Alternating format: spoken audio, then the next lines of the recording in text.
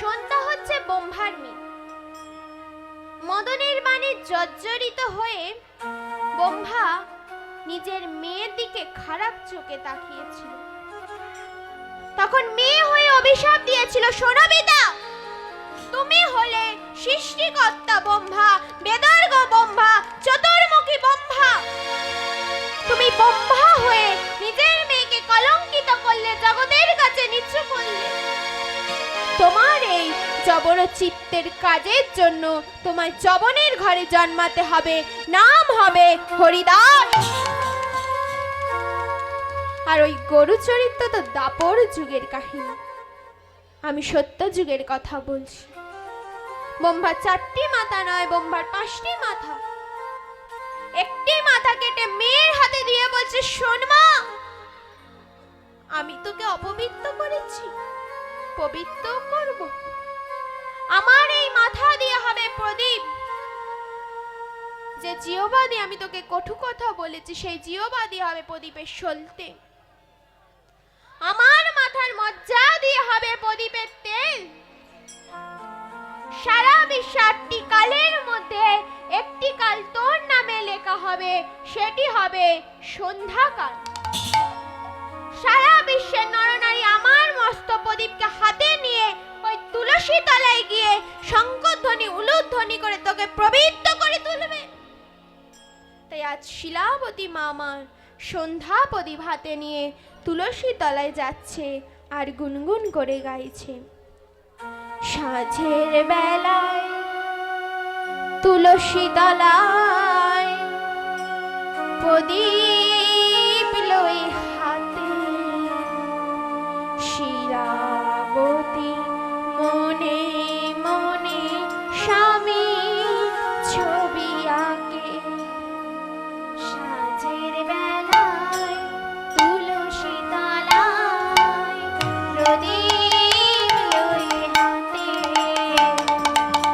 শিলাবতী মনে মনে স্বামীর ছবি আঁকে।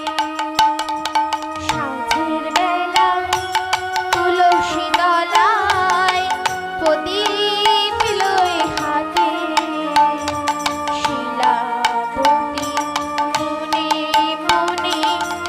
মনে স্বামীর ছবি আঁকে।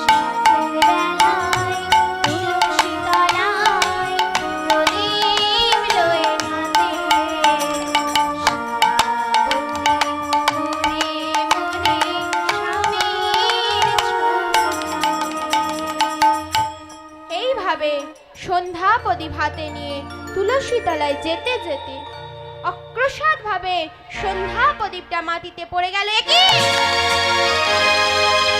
ঘোর অমঙ্গলের চিহ্ন! হে প্রভু, আজ তুমি আমায় কোন অমঙ্গলের বার্তা জানাচ্ছ? আমি তো সারাটা জীবন তোমার চরণে তুলসী পত্র না দিয়ে জল গ্রহণ করি না, তবে আজ কেন এমন হলো? যারা কি কৃষ্ণ নাম, কৃষ্ণ ভজন করে, তাদের দুঃখ কষ্ট বেশি, ঠিকই তো? যারা কৃষ্ণ নাম, কৃষ্ণ ভজন করে, তাদের দুঃখ কষ্ট বেশি। আর যারা অনাচার করে, তাদের এত দুঃখ কষ্ট থাকে না। সোনা দোকানে সোনা বিক্রয় করতে গেলে দোকানি সোনাটাকে পুড়িয়ে গলিয়ে খাতটা বাদ দিয়ে দেয়, আর আসল সোনাটাকে ক্রয় করে নেয়। তেমনি এই দেহরূপী হলো সোনা। এই সোনাতে কত খাদযুক্ত রূপ ময়লা রয়েছে।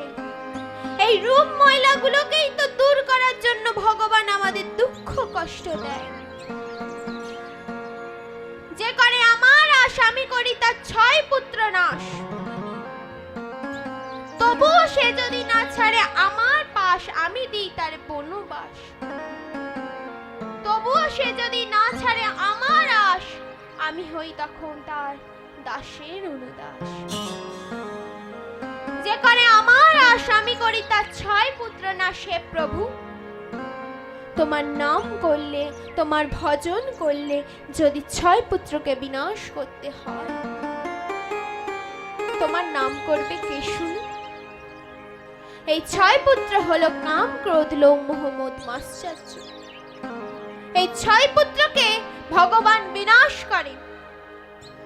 তবুও সে যদি না ছাড়ে আমার পাশ, আমি দিই বনবাস। হে প্রভু, কোন বন? সুন্দরবন। সবচেয়ে সুন্দর বন হচ্ছে শ্রী বৃন্দাবন। আমি তাকে বৃন্দাবনে বাস দিই। তবুও সে যদি না ছাড়ে আমার আশ, আমি কি করি জানো? আমি তখন তার দাসের অনুদাস হই। তাই কৃষ্ণ পাওয়া কি এত সোজা কথা নাকি? এত পরমায়ু কোথায় আমাদের? আমাদের পরমায়ু কত জানা আছে? নেই, কালকেই বলে গেছে। কত? 100 বছর। তাই দেখুন আমাদের পরমায়ু এই 100 বছর কিভাবে পূর্ণ হয়ে যায়। 100 বছর আয়ু যদি হয়, ঘুমাইয়া ঘুমাইয়া কাটায় 50 বছর। 12 বছর যায় তার ধুলানো খেলনে, 12 বছর যায় তার পঠন পাঠনে, 12 বছরে যায় তার যৌবন ক্রিয়ায়, যৌবন ক্রিয়া।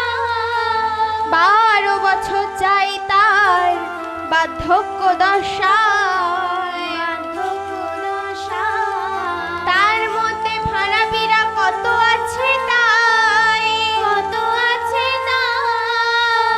এই রূপে 100 বছর পূর্ণ হয়ে যায়, পূর্ণ হয়ে যায়। কোন রূপে কৃষ্ণপদ ভজিতে না পারে, ভজিতে না পারে। এইভাবে যাই সব জমের দুয়ারে, জমের দুয়ারে। তাই শিলাবতী মা আমার গোবিন্দের চরণে সে নিবেদন করছে, হে প্রভু, না জানি আমি তোমার চরণে কত অপরাধ করেছি, তবে আমার তোমার চরণে একটি প্রার্থনা, কামনা, বেদনা, আমার স্বামী যেন ভালোভাবে গৃহে ফিরে আসে।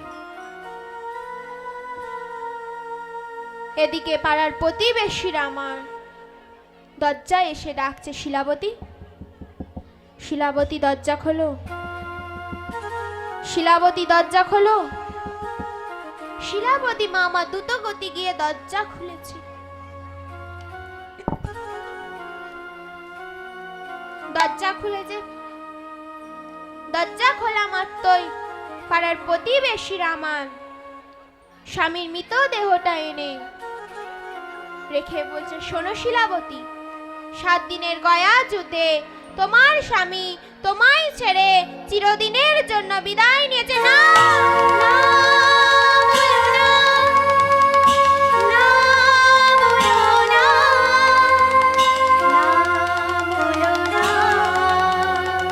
এই কথা তোমরা বলো। এ কিছুতেই হতে পারে না। মৃত স্বামীর ওপর আচার খেয়ে পড়ে কন্দন করছে, স্বামী তুমি আমায় ছেড়ে চলে গেলে। বারবার করে বারণ করেছিলাম, যেও না স্বামী, যেও না। আমার কথা শুনলে না, বলো, আমায় ছেড়ে চলে গেলে। তোমার ঔরসে আমার গর্ভে 9 মাসের সন্তান একটু একটু করে বড় হয়ে উঠছে। তার এবার কি হবে? কে আছে তার? বাবা বলে কি পরিচয় তাকে আমি দেব? স্বামী গো, তুমি আমার গা ছুঁয়ে প্রতিজ্ঞা করেছিলে তুমি যুদ্ধে যাবে অর্থ উপার্জন করতে, কোনো জীব হত্যা, পশু হত্যা করবে না। তা বলে তুমি নিজের প্রাণটা দিয়ে দিলে স্বামী। কি হবে আমার এবার? কি আছে আমার? কি? মৃত স্বামীর ওপর ঝাঁপিয়ে পড়ে কন্দন করছে আর বদনে বলছে, কোন অপরাধে সাজা তুমি দিলে, বলো তুমি দয়াময়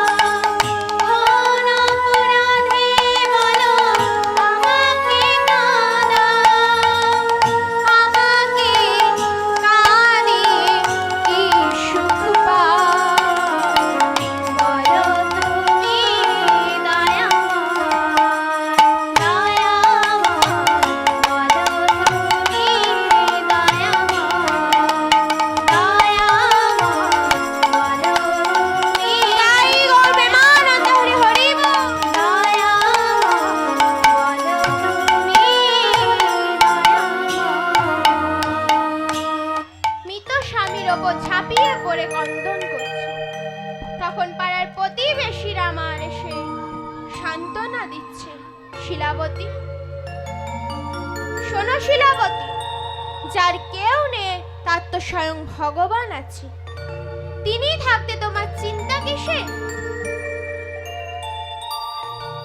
তিনি থাকতে তোমার চিন্তা কিসে? তখন শিলাবতী মামান স্বামী অসহজ ক্রিয়া কাজ সমাপন করে ছাদ্য শান্তির কাজ শেষ করলেন। একদিন গ্রামে ভাগবত পাঠ হচ্ছে, সেখানে শ্রবণ করতে গেলেন। পাঠক ঠাকুর আমার পাঠ করছেন, যিনি আষাঢ়ের রথযাত্রায় জগন্নাথ বলরাম মা সুভদ্রাকে দর্শন করে, তিনি মৃত্যুর পর ওই জগন্নাথ চরণে ঠাঁই পায়। ওই জগন্নাথ চরণে ঠাঁই পায়, তাই শিলাবতী মামা ঠিক করলেন তিনিও আষাঢ়ে রথযাত্রায় নীলাচল যাবেন। তাই কাজী নজরুল ইসলাম আমার বলেছেন, রথযাত্রা লোকারণ্য মহা ধুমধাম, ভক্তেরা লুটায়া পথে করিছে প্রণাম। রথযাত্রা লোকারণ্য মহা ধুমধাম, ভক্তেরা লুটায়া পথে করিছে প্রণাম। রথযাত্রা লোকারণ্য মহা ধুমধাম, ভক্তেরা লুটায়া পথে করিছে প্রণাম। রথযাত্রা লোকারণ্য মহা ধুমধাম, ভক্তেরা লুটায়া পথে করিছে প্রণাম। রথ ভাবে আমি দেব, পদ ভাবে আমি, মুক্তি ভাবে আমি দেব, হাসে নন্দজামি। রথ ভাবে আমি দেব, পদ ভাবে আমি, মুক্তি ভাবে আমি দেব, হাসে নন্দজামি। রথযাত্রা লোকারণ্য মহা ধুমধাম, ভক্তেরা লুটায়া পথে করিছে প্রণাম। রথযাত্রা লোকারণ্য মহা ধুমধাম, ভক্তেরা লুটায়া পথে করিছে প্রণাম। তখন শিলাবতী আমার পাড়ার প্রতিবেশীদের আমার বলছে, কি গো তোমরা রথযাত্রায় নীলাচল যাবে তো?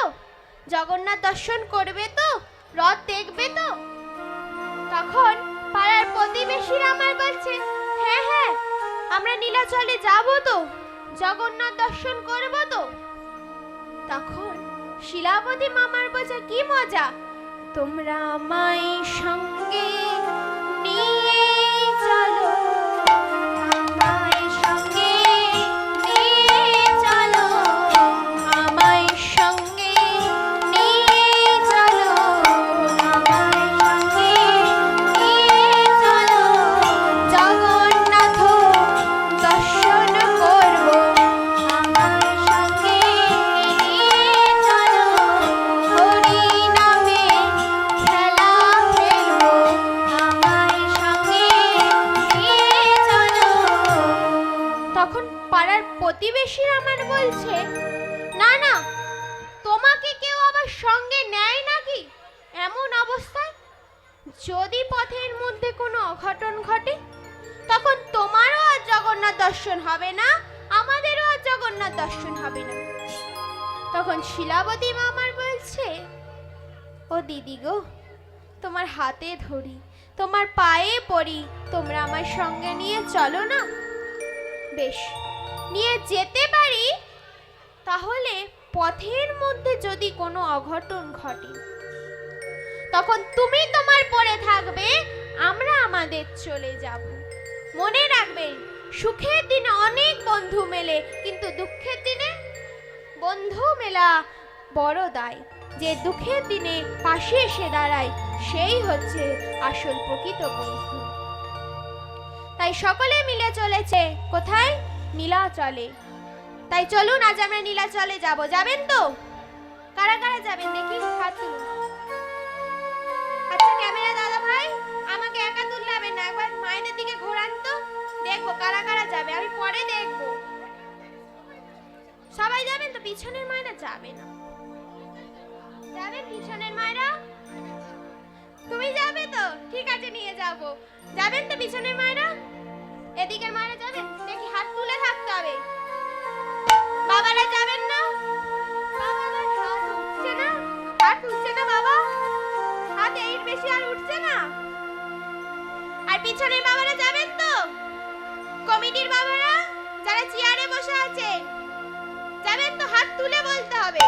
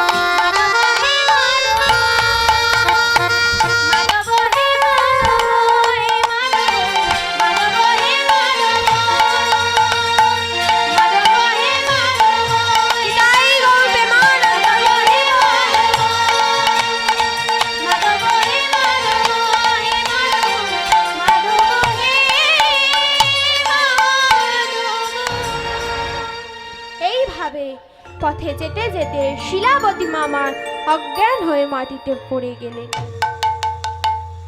তখন পাড়ার প্রতিবেশীরা আমার বলছে, চলো ভাই, আর দেরি নয়।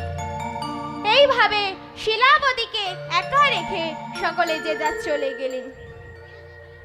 আর এদিকে শিলাবতী মামা পথের মধ্যে একটি ফুটফুটে সন্তানের জন্ম দিলেন, ঠিক যেন আকাশের চাঁদ নীলাময়ী করে নেমে এসেছে। শিলাবতী মা আমার যখন জ্ঞান ফিরল, প্রত্যেক মায়ের বেলা হয়, আপনারা যে এখানে আছেন, আপনাদের প্রত্যেক মায়ের যে আছেন, জ্ঞান ফিরলে কি হয়? সন্তানের মুখ দেখলে দুঃখ কষ্ট ভুলে যায়। কিন্তু শিলাবতীর বেলায় তা উল্টো হলো। জ্ঞান ফেরা মাত্র সন্তানের মুখ দেখে বলছে, তুই আমার গর্ভে আসার পর আমি নিজের স্বামীকে হারালাম, তারপর তুই আমার জগন্নাথ দর্শনে বাধা দিলি, তুই আমার সন্তান নোস, এই বলে জঙ্গলের দিকে ছুড়ে দিলে। আর এদিকে আছে না ভগবান, ভগবান আমার মনে মনে ভাবছেন, ওই ছেলেটাকে যে আমার বাঁচাতেই হবে, কারণ ওর দ্বারাই যে আমার লীলা প্রকাশ করব। তাই মাগো, কথায় আছে না, রাখে হরি তো মারে কে, আর মারে হরি তো রাখে কে। তখন ভগবান আমার সন্তানটিকে কোলে তুলে নিয়ে বক্ষে রেখে দিলেন।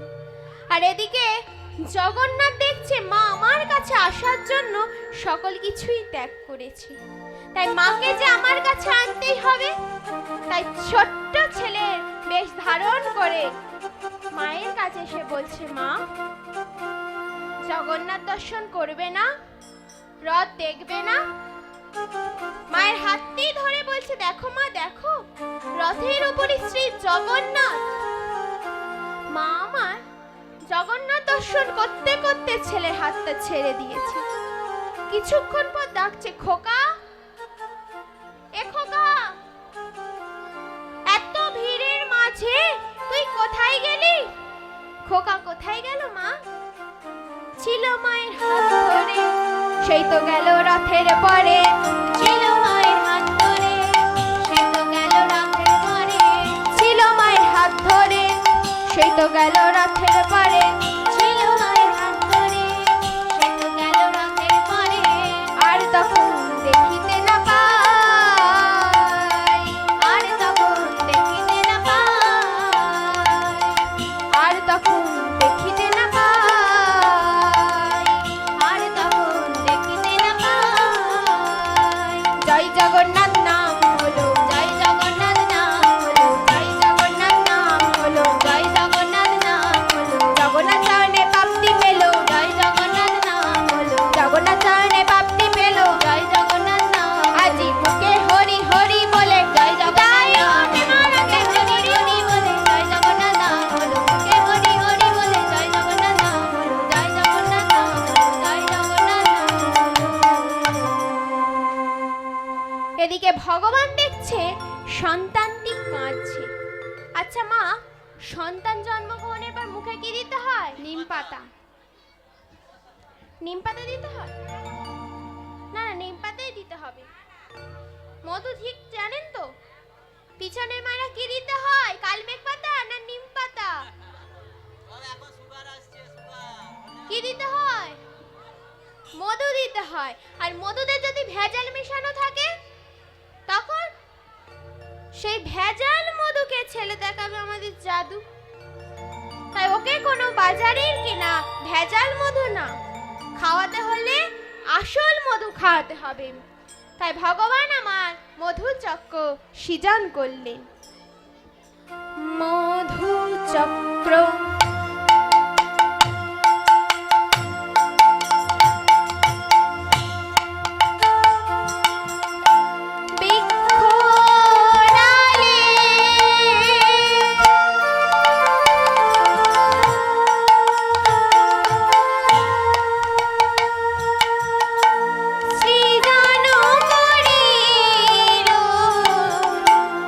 মধু চক্র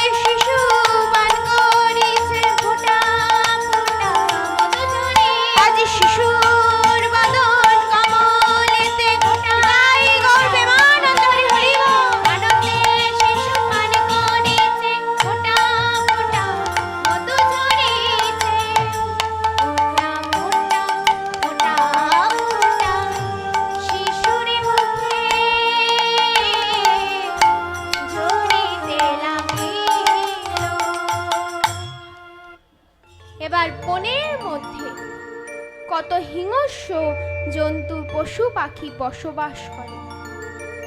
দূর থেকে একটি বাঘিনী ছুটে আসছে শিশুটিকে গ্রাস করবে বলে। তখন ভগবান সেই বাঘিনীর হিংস্রত মনটা হরণ করে নিয়ে তাকে মায়ের মতন মন দিলেন। সেই বাঘিনী বনের মধ্যে নিজ স্তন হতে বাঘিনী দুগ্ধ ছড়ায়, নিজ স্তনে হতে বাঘিনী দুগ্ধ ছড়ায়, নিজ স্তন হতে বাঘিনী দুগ্ধ ছড়ায়, নিজ স্তনে হতে বাঘিনী দুগ্ধ ছড়ায়। মায়ের মতন আদর করে শিশুরে খাওয়ায়, মায়ের মতন আদর করে শিশুরে খাওয়ায়, মায়ের মতন আদর করে শিশুরে খাওয়ায়, মায়ের মতন আদর করে শিশুরে খাওয়ায়। এই তো লীলার বৈশিষ্ট্যতা, এই তো লীলার বৈশিষ্ট্যতা, এই তো লীলার বৈশিষ্ট্যতা, এই তো লীলার বৈশিষ্ট্যতা। বাঘের দুগ্ধ মানুষ খায় গো, এই তো লীলার বৈশিষ্ট্যতা। জগতে জীবকে শিক্ষা দেয় গো, এই তো লীলার বৈশিষ্ট্যতা। আজি বাঘের দুগ্ধ মানুষ খায় গো, এই তো লীলার বৈশিষ্ট্যতা। জগতে জীবকে শিক্ষা দেয় গো, এই তো লীলার বৈশিষ্ট্যতা। সদাই মুখে হরি হরি বলে, এই তো লীলাই গৌর প্রেমানন্দ হরি হরি বল, এই তো লীলার বৈশিষ্ট্যতা, এই তো লীলার বৈশিষ্ট্যতা। এইভাবে সেই বাঘিনী সারা রাত্রি পাহারা দিয়ে পরের দিন প্রভাতে চলে গেলেন। পরের দিন প্রভাতে এক কাঠকুড়ানি মাসি কাঠ কুড়াতে এসে সেই সন্তানটিকে দেখতে পেল। কোলে তুলে নিয়ে বলছে, কার সন্তান? তার কি শরীরে কোনো মায়া দয়া হয় না? এমন ভাবে সন্তানটিকে জঙ্গলের মধ্যে ফেলে দিয়ে চলে গেছে। যারই হোক, আমাদের পাশের গ্রামে এক ব্রাহ্মণী আছে, তাদেরকেই দেব। তাই কাঠকুড়ানি মাসি আমার সন্তানটিকে নিয়ে ছুটতে ছুটতে ব্রাহ্মণীর কাছে যাচ্ছে।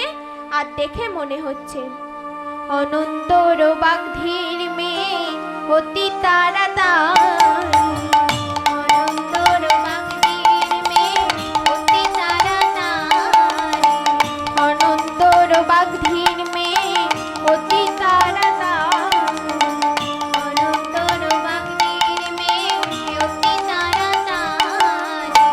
শিশুরে লইয়া যায় ব্রাহ্মণের বাড়ি, শিশুরে লইয়া যায় ব্রাহ্মণের বাড়ি।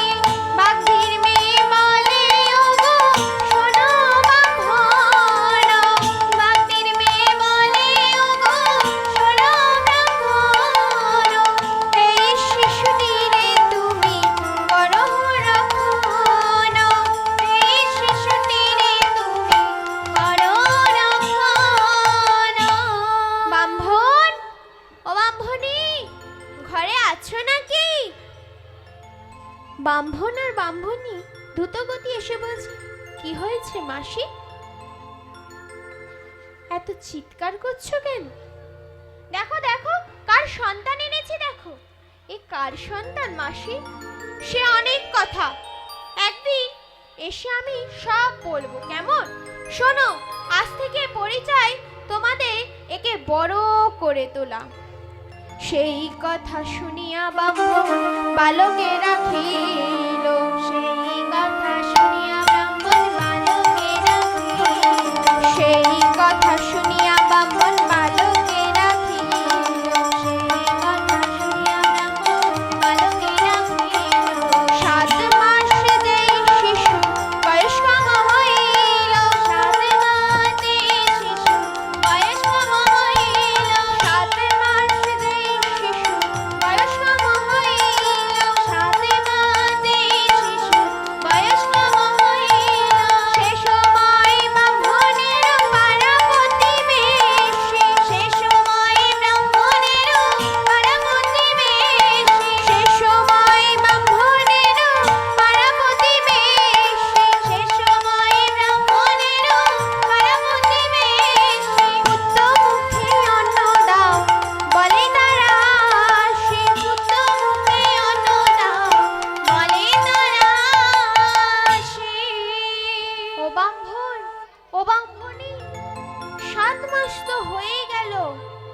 এবার ছেলের অন্নপ্রাশন হবে তো?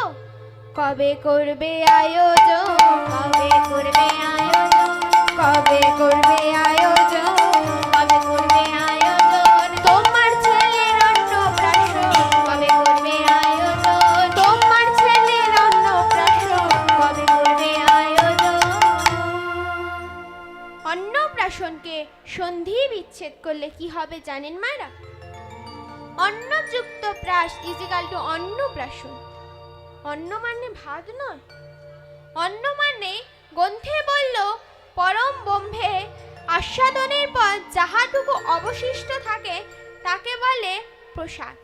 মানে অন্ন মানে ভাত নয়, অন্ন মানে গোবিন্দকে নিবেদিত ভোগ। এরপর এলো প্রাশ। সেই অন্ন যদি কোনো সাধু গুরু বৈষ্ণবকে সেবা দেয়া হয়, তারপর সেই উচ্ছিষ্টান্ন জিনিস যদি সন্তানের মুখে দেয়া হয়, তাকেই বলে অন্নপ্রাশন। এখন তার এই নিয়মে অন্নপ্রাশন হয় না। এখন সন্তানের মা বলে আমার ছেলের জন্য আগে বড়সড় ওই বাজারে মাছের মাথাটা আনবি। কেন ছেলে কেন আগে বড়সড় মাছের মাথা খাবে? কারণ আমার ছেলে যে মাছের মাথা না খেলে যে মাথাই খুলবে না। তাই ছেলে প্রথমে মাছের মাথা খেলো, তারপর বাবা মার মাথা খেলো, তারপর পাড়া প্রতিবেশীর মাথা খেলো, তারপর দেশে দশেরও মাথা খেলো। তাই ওকে তো আর সাধু ভাষায় অন্নপ্রাশন বলে না, বলে ওই মুখে ভাত। কিন্তু এই ছোট্ট ছেলেটার শুভ দিনে অন্নপ্রাশন হলো। শশীকলা চন্দনায় সন্তানটি ধীরে ধীরে বড় হতে লাগলো। শুভ সিংহ রাশিতে সিংহ লগ্নে নাম রাখা হলো গোপাল সিংহ। সেই শিশু দিনে দিনে বাড়িতে লাগিল, সেই শিশু দিনে দিনে বাড়িতে লাগিল, সেই শিশু দিনে দিনে বাড়িতে লাগিল, সেই শিশু দিনে দিনে বাড়িতে লাগিল। 10 বছর যেই শিশুর বয়স কম হইল, 10 বছর যেই শিশুর বয়স কম হইল, 10 বছর যেই শিশুর বয়স কম হইল, 10 বছর যেই শিশুর বয়স কম হইল, বলে মাগো আমি কোঠে যাব, মাগো আমি কোঠে যাব, মাগো আমি কোঠে যাব, মাগো আমি কোঠে যাব, ধেনু বৎস সঙ্গে নেব, মাগো আমি কোঠে যাব, হরি নামে খেলা খেলবো, মাগো আমি কোঠে যাব। মা বলছি তুই তুই বাবা কোঠে যাবি? শোন বাবা, বৃন্দাবনে যিনি গোচরণ করতেন তার নামও গোপাল আর তোর নামও গোপাল। এবার বনের মধ্যে তো অনেক হিংস্র পশু পাখি জন্তু থাকে। দূর থেকে কেউ যদি তোকে গ্রাস করতে আসে, তুই তখন তার নাম নিবি কেমন বাবা? বেশ তাই হবে। তাই গোপাল আমার চলেছে গোচরণে। কোথায় না জঙ্গলের মধ্যে, জঙ্গলের মধ্যে গোচরণ করতে চলেছে। তাই চলুন আজ আমরা গোপালের পিছু পিছু যাব, গোচরণ লীলাও দর্শন করব। করবেন তো? তাই চলুন সকলে মিলে হাতে করো তালি দিয়ে একসাথে আমরা গোচরণ লীলা দর্শন করব। ঠিক আছে? ছোটি ছোটি গাইয়া ছোটে ছোটে বাল, ছোট সো मेरो मदन गोपाल।